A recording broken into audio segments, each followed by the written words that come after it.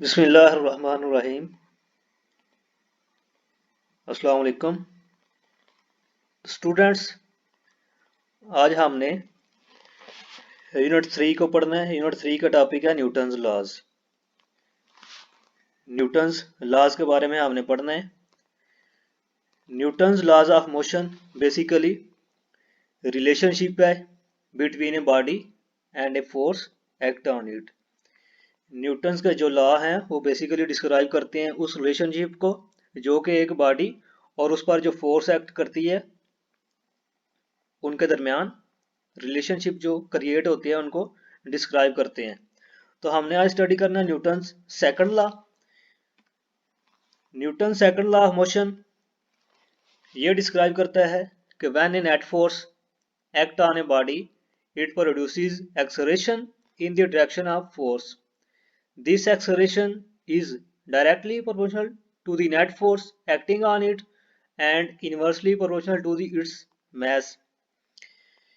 इसका मतलब ये है कि जब भी हम किसी जिस्म पर फोर्स अप्लाई करते हैं तो उसमें एक्सेलरेशन प्रोड्यूस होता है इन the direction of force. Acceleration का मतलब है कि वो जो बॉडी है, वो जो जिस्म है, वो इन the direction of force move करता है। एक्सेलरेशन का मतलब होता है मूवमेंट करना किसी चीज का। अब वो जो मूवमेंट क्रिएट होती है, this acceleration is directly proportional to the net force. वो जो एक्सेलरेशन है, वो जो मूवमेंट है, वो डायरेक्ट रिलेशन रखती है नेट फोर्स के साथ, और उस मूवमेंट का जो मास के साथ रिलेशन होगा वो होगा inverse and inversely proportional to its mass. जो एक्सेलरेशन है वो मास के साथ इनवर्सली प्रोपोर्शनल होता है। जितनी ज्यादा फोर्स होगी मूवमेंट उतनी ही ज्यादा होगी, लेकिन अगर मास कम होगा तो मूवमेंट ज्यादा होगी, अगर मास ज्यादा होगा तो फिर मूवमेंट भी कम होगी।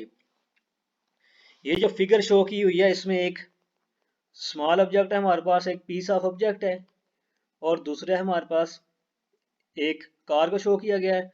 सेम फोर्स हम अप्लाई कर रहे हैं स्मॉल मास पर भी और लार्ज मास पर, जो कि कार का मास है।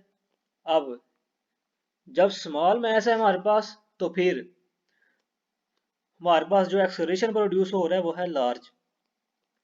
इसी तरह जब लार्ज मास होगा तो फिर जो एक्सेलरेशन होगा वो स्मॉल होगा। कब तक? जब तक हम सेम फोर्स अप्लाई करेंगे। इसी तरह दो बाल्स को शो किया गया है। एक का वेट 400 किलोग्राम है और दूसरे का वेट है 40 किलोग्राम। फोर्स की वैल्यू हमारे पास सेम है। जो ऑब्जेक्ट फोर्स अप्लाई कर रही है, सोर्स ऑफ फोर्स, वो हमारे पास सेम है। जब ऑब्जेक्ट का वेट कम होगा तो उसकी जो मूवमेंट होगी, जो उसका एक्सेलरेशन होगा, वो लार्ज होगा। इसी तरह जब ऑब्जेक्ट का वेट इंक्रीज हो जाएगा तो उसकी मूवमेंट कम हो जाएगी, डिक्रीज हो जाएगी। नेक्स्ट इसकी डेरिवेशन करनी है। By definition of Newton's second law, magnitude of acceleration is directly proportional to the net force. That is, जो ए है स्मॉल ए, ये रिप्रेजेंट कर रहा है एक्सेलरेशन को।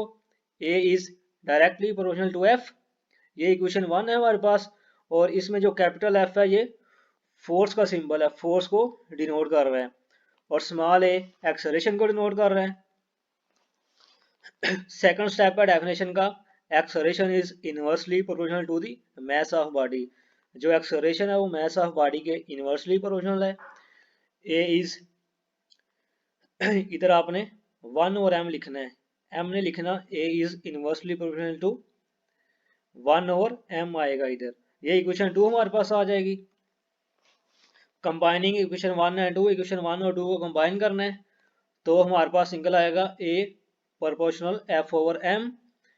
क्रॉस मल्टीप्लाई करना है इनको, क्रॉस मल्टीप्लाई करने के बाद f प्रोपोर्शनल m a हमारे पास निकल आएगा।